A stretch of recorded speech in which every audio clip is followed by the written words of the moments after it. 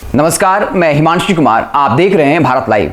रालोसपा के जेडीयू में विलय को लेकर कई तरह के कयास लगाए जा रहे थे। हालांकि भारत लाइव ने आपको सबसे पहले बता दिया था कि कैसे वशिष्ठ नारायण सिंह से लगातार उपेंद्र कुशवाहा की बातचीत हो रही है और नीतीश कुमार और उपेंद्र कुशवाहा के बीच मध्यस्थता वो जो है वशिष्ठ नारायण सिंह करा रहे हैं। और इसको लेकर बाकायदा हमने तारीख भी बता दी थी कि 14 मार्च तक जो रालोसपा का विलय जेडीयू में हो जाएगा। और बाकायदा देखिए, कल 14 तारीख था और 1 बजे उपेंद्र कुशवाहा ने मीटिंग रखी थी। उसके बाद औपचारिक घोषणा किया जाता है, ऐलान किया जाता है कि रालोसपा का विलय जेडीयू में होगा। 2 बजे वो जेडीयू कार्यालय पहुंचते हैं और नीतीश कुमार की उपस्थिति में बाकायदा रालोसपा के विलय का ऐलान कर देते हैं। हालांकि विलय शब्द का प्रयोग नहीं करते, मिलन शब्द का प्रयोग करते हैं। शब्दों से खेलना तो नेताओं की फितरत में है। हालांकि हम आपको बता दें कि उपेंद्र कुशवाहा जो पिछले 8 साल से नीतीश कुमार के धुर विरोधी रहे, उनकी नीतियों की आलोचना करते रहे, वो नीतीश कुमार की तारीफ के कसीदे पढ़ते पाए गए, उनकी तारीफों के पुल बांधते पाए गए। खैर, अब सारे कयास खत्म हो गए हैं, रालोसपा का विलय जेडीयू में हो गया है। लेकिन उपेंद्र कुशवाहा की परेशानियां कम होने का नाम नहीं ले रही। आपको पता होगा,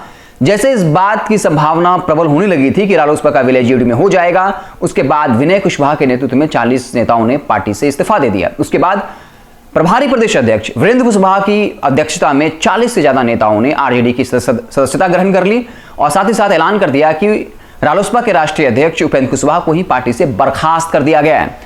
और रालोसपा के विलय के ऐलान के बाद भी उपेंद्र कुशवाहा की परेशानियां कम होने का नाम नहीं ले रही है।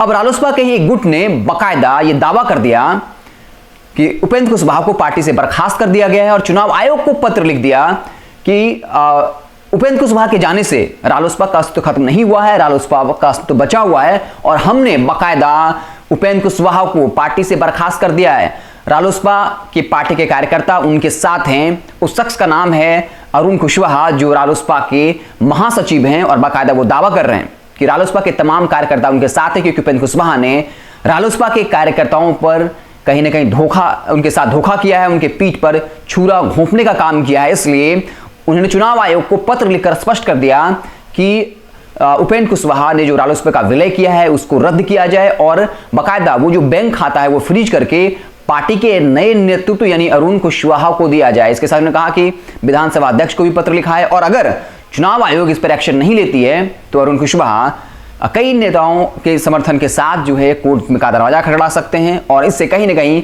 उपेंद्र कुशवाहा की कह सकते हैं परेशानियां बढ़नी तय है। क्योंकि कई नेता दावा कर रहे हैं कि उपेंद्र कुशवाहा ने अपनी पार्टी को जिस मामले में अस्तित्व में लाया, जिस विचारधारा के साथ लाया कि नीतीश कुमार को सत्ता से उखाड़ फेंकना है, और आज उपेंद्र कुशवाहा अपनी महत्वाकांक्षा के हाथों गुलाम होकर फिर से नीतीश कुमार के साथ चले गए हैं। जो नीतीश कुमार की नीतियों की लगातार आलोचना करते रहे, वो आज नीतीश कुमार की नीतियों के कसीदे पढ़ रहे हैं, उनकी तारीखों के पुल बांध रहे हैं। और इसी के साथ उपेंद्र कुशवाहा ने अपने पार्टी के कार्यकर्ताओं के साथ छल किया, धोखा किया है।